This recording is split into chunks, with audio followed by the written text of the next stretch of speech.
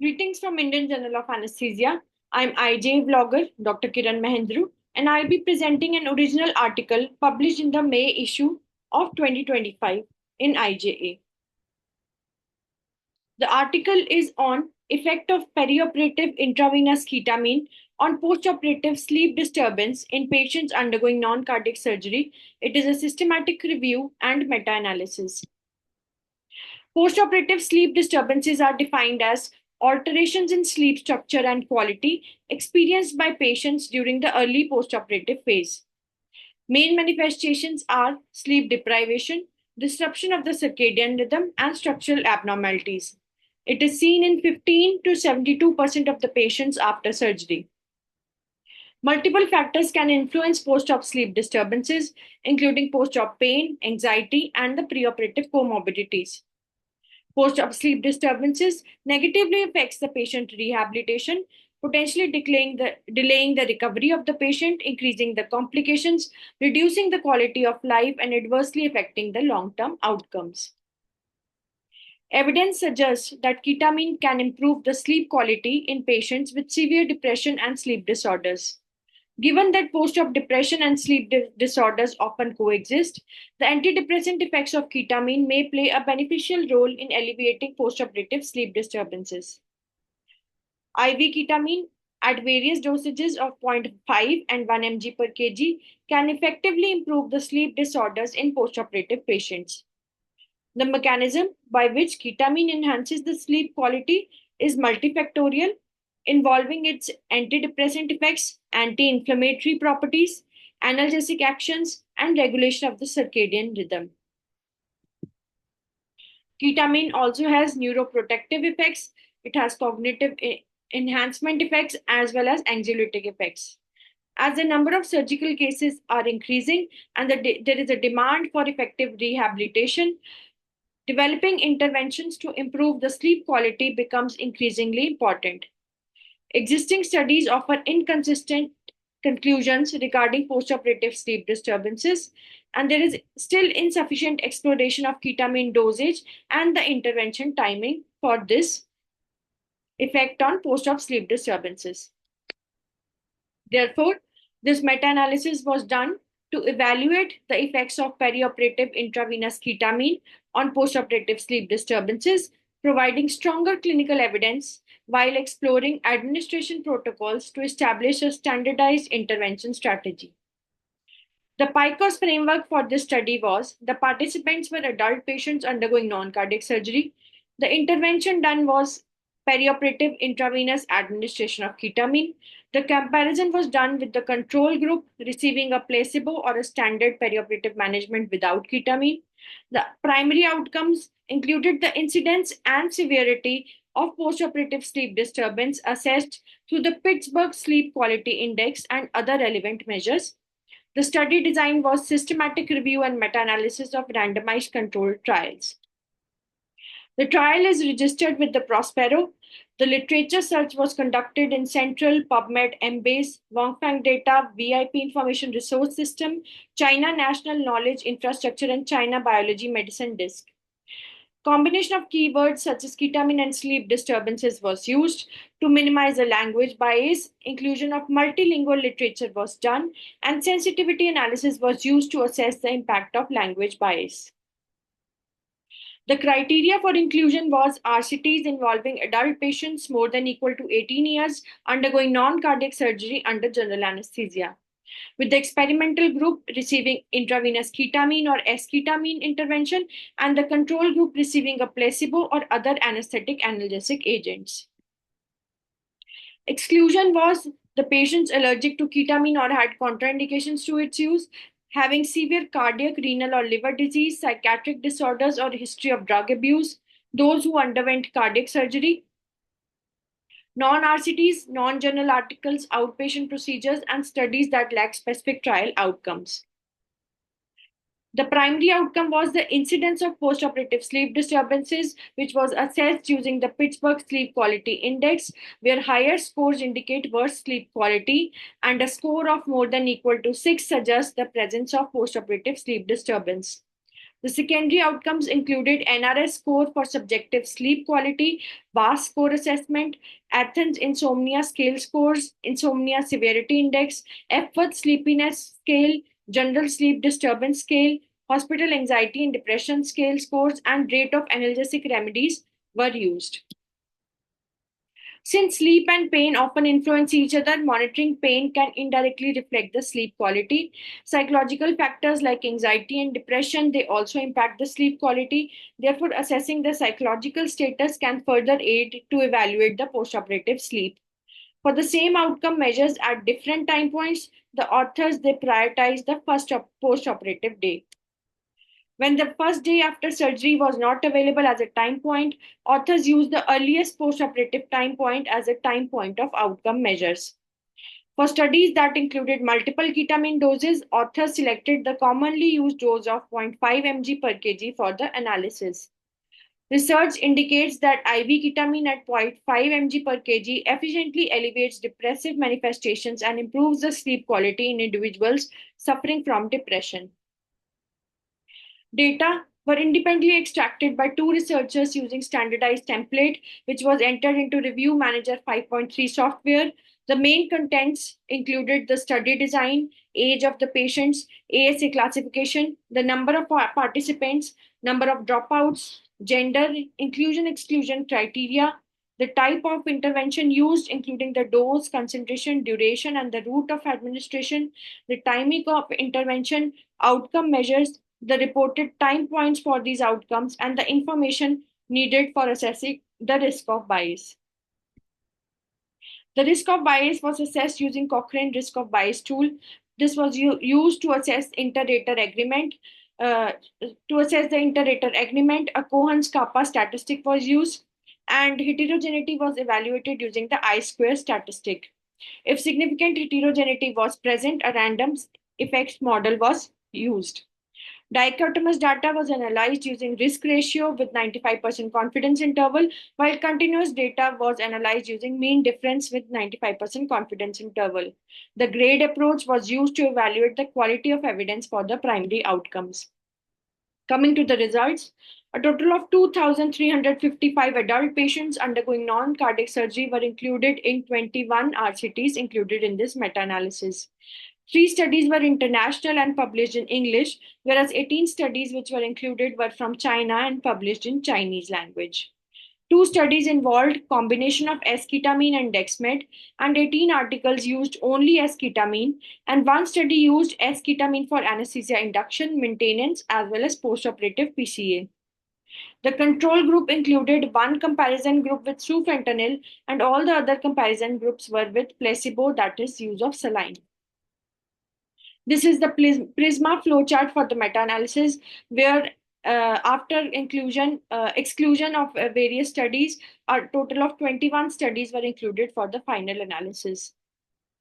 For the quality assessment, no studies were found to have an overall low risk of bias. All included RCTs mentioned the use of randomization techniques, but the authors of 15 articles did not provide specific information regarding the randomization process. 15 articles included in the analysis did not describe the blinding of participants and assessors, and 2 articles failed to mention the methods used for handling the missing data. So you can see there was a high risk of bias in 2 of the studies, and that was for the parameter of incomplete outcome data, that is the attrition bias. Coming to the primary outcome, sleep quality was assessed during the first 3 days post-surgery, and the findings revealed that intravenous ketamine infusion on the first post-op day significantly improved sleep disturbances compared to the placebo, with a mean difference of minus 2.69. S-ketamine significantly improved sleep disturbances on the second as well as the third postoperative days, with a mean difference of minus 2.45 and minus 2.9 respectively. So here you can see the forest plot for the incidence of postoperative sleep disturbances measured by the Pittsburgh Sleep Quality Index on the postoperative day 1, 2, and 3. And here you can see it favors the use of ketamine compared to the placebo to avoid postoperative sleep disturbance. For the secondary outcomes, ketamine caused a statistically significant improvement in the VAS scores on the first postoperative day compared to the placebo. There was a significantly lower rate of rescue analgesics used compared to the placebo group. While ketamine possesses some analgesic properties, its effects on postoperative pain may be insufficient to support its widespread use in the clinical practice. Now, this is the forest plot for postoperative pain and intensity using VAS scores on postoperative day 1. It favors the use of ketamine, and also the forest plot for analgesic rescue rate within 1 week postoperatively, which favors the use of ketamine over the control.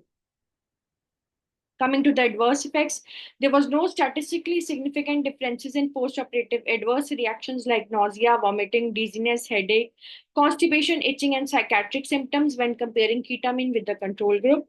The follow-up periods related to ketamine adverse reactions are generally short, and there is lack of comprehensive data for extended follow-up studies.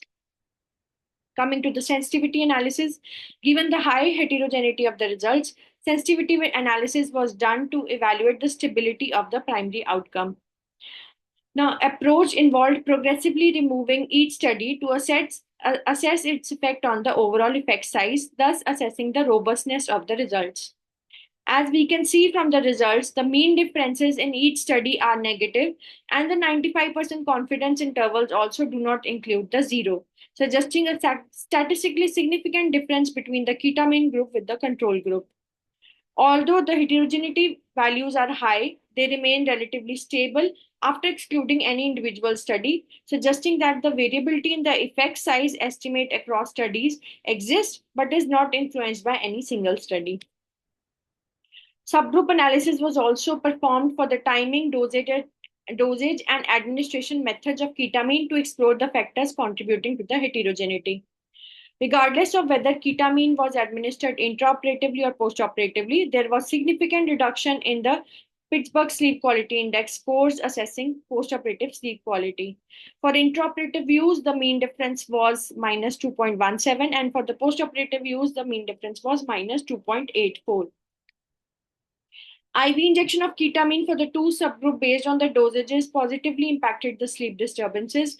More than equal to 0.5 mg per kg dose has had a mean difference value of minus 2.72, and less than 0.5 mg per kg had a value of minus 2.16.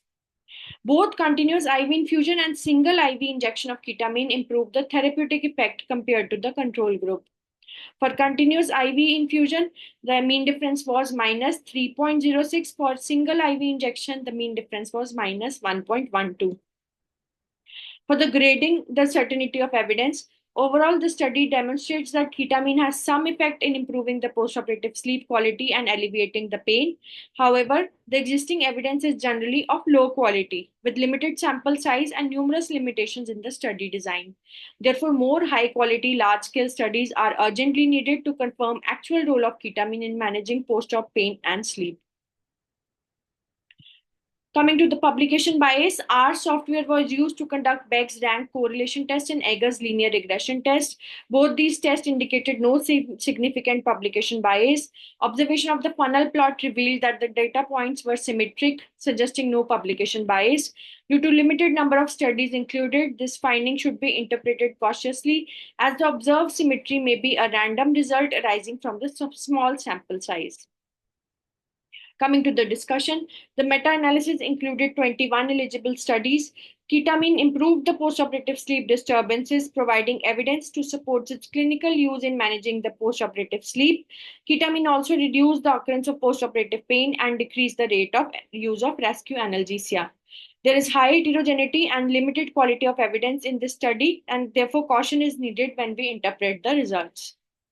Postoperative sleep disturbances are widespread in clinical practice and are influenced by various factors, including the age, severity of surgery, postoperative pain, and the environmental stresses. Despite its significant effect, post-op sleep disturbance is often overlooked in clinical care and research. Most strategies are focusing on the physiological recovery rather than the sleep quality.